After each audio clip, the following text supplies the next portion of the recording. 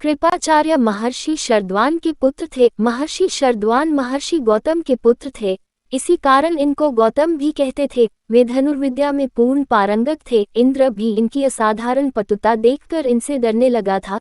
तभी तो इसने उनको भ्रष्ट करने के लिए जानपदी नाम की एक देवकन्या इनके पास भेज दी। वह देवकन्या अनिंद्य सुंदरी थी। उसके रूप को देखकर गौतम शरद्वान उस पर मोहित हो गए और उन्होंने उसके साथ सहवास किया। उस देवकन्या के गर्भ से शरद्वान के एक सुदन पुत्र और एक अनिंद्य सुंदर पुत्री पैदा हुई। माता पिता ने उन दोनों बालकों का पालन पोषण नहीं किया, बल्कि उनको वन में अकेले छोड़कर वे चले गए। उसी वन से होकर एक बार महाराज शांतनु का कोई सैनिक निकला। उसने उन दोनों सुकुमार बालकों को देखा। निस्सहाय की भांति उनका रोना बिलखना देखकर उसको उन पर दया आ गई और वह उनको उठाकर अपने घर ले आया। उसने घर पर उनका पालन पोषण किया और चून की कृपा करके उसने उन बच्चों को रखा था। इसी कारण बालक का नाम तो कृप और बालिका का नाम कृपी विख्यात हो गया।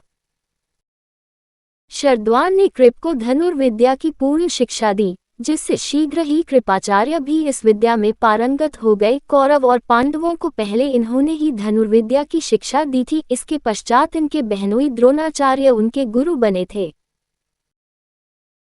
इन्होंने कौरवों का पक्ष लेकर युद्ध किया था, क्योंकि इन्होंने उनका नमक खाया था। वैसे धर्म और न्याय के प्रति इन्होंने अपनी रुचि दिखाई थी। जिस समय युधिष्ठिर युद्ध प्रारंभ होने से पहले अपने गुरुजनों के पास उनसे युद्ध के लिए अनुमति और विजय के लिए आशीर्वाद मांगने गए तो कृपाचार्य के पास भी गए थे।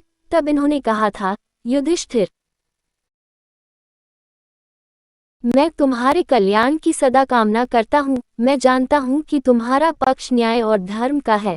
कौरवों ने अन्याय के पथ का अनुसरण किया है, इसीलिए मैं तुम्हें विजय का आशीर्वाद देता हूँ। यदि मैं कौरवों का दिया हुआ नमक नहीं खाता तो अवश्य तुम्हारे पक्ष में आकर कौरवों के विरुद्ध युद्ध करता, लेकिन अब ऐसा करना धर्म की मर्यादा के प्रतिकूल होगा।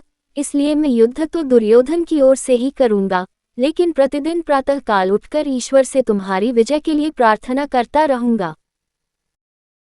युधिष्ठिर आचार्य को सिर नवाकर चला गया। इस स्थल पर हमें कृपाचार्य का वह उदात्त रूप मिलता है जो न्याय और धर्म का सर्वोपरि मानकर चलता है। महाभारत के अधिकतर पात्रों में ये पक्ष प्रबल रूप में मिलता है। सत्य के प्रति इनका पूरा आग्रह था।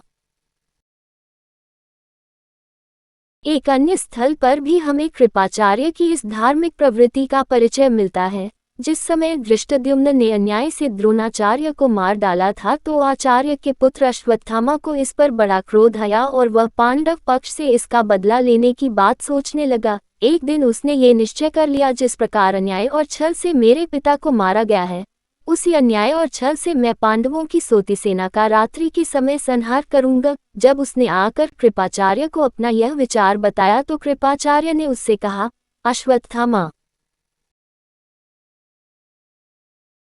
जो सो रहा हो, जिसने शस्त्र उठाकर रख दिया हो और रथ घोड़े आदि की सवारी छोड़ दी हो, या जो त्रहिमाम कहकर शरण में आ गया हो, ऐसे शत्रु का संहार करना न्यायोचित नहीं है। आज थके हुए पांचाल गहरी नींद सो रहे हैं। ऐसी स्थिति में जो भी धोखे से उन पर आक्रमण करके उनका संहार करेगा, वह नरक की अनंत ज्वाला में जाकर गिरेगा। यदि तुम पांडवों से बदला लेना ही चाहते हो तो कल प्रातःकाल मेरे और कृतवर्मा के साथ चलना। हम खुलकर उनसे मुकाबला करेंगे और तुम्हारे पिता की मृत्यु का बदला चुका लेंगे। या तो कल हम शत्रुओं को नष्ट कर देंगे या स्वयं वीरगति प्राप्त कर लेंगे। कृपाचार्य के ये शब्द उनकी न्याय और धर्म के प्रति असीम रुचि को अभिव्यक्त करते हैं, लेकिन इनके चरित्र में वह दृढ़ता नहीं थी जिससे इनका चरित्र आगे के युगों के लिए एक उदात्त रूप का ज्वलंत उदाहरण बनकर खड़ा हो जाता। इधर तो इन्होंने न्याय और धर्म की इस प्रकार व्याख्या की थी और उधर जब अश्वत्थामा ने छिपकर रात को पांडव सेना का संहार किया तो स्वयं कृपाचार्य ने ही उसमें पूरा सहयोग दिया था। नींद से उठकर भागते हुए सैनिकों का इन्होंने और कृतवर्मा ने मिलकर संहार किया था। पांडवों के खेमों में इन्होंने आग लगाकर पूरी तरह आतताइयों का सा कार्य किया था।